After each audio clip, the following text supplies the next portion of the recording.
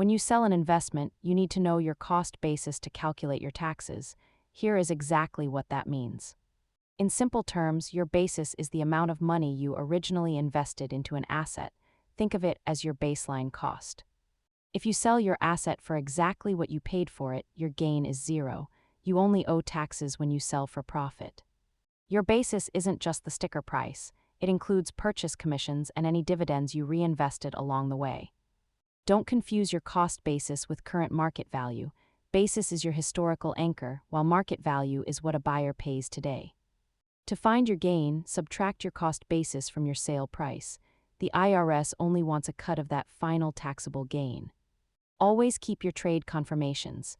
While brokerages often track this for you, it is your responsibility to verify the numbers at tax time. Understanding your basis helps you manage your tax bill effectively. Subscribe for more money basics and keep your records safe.